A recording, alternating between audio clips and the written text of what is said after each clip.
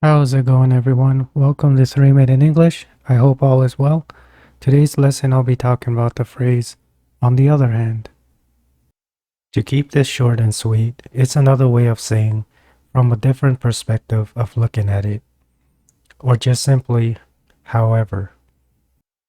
When on the other hand is being used, it's essentially looking at something from another angle.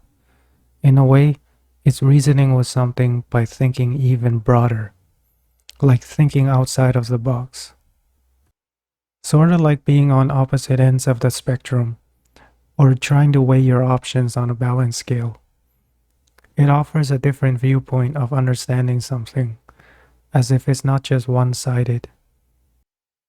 For example, let's say that Johnny is driving down the street and the car in front of him stops all of a sudden. Poor Johnny is now assuming that the person is a bad driver, so he decides to honk at them.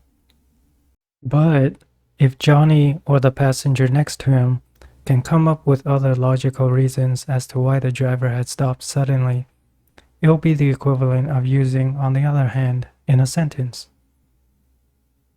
Does that make sense?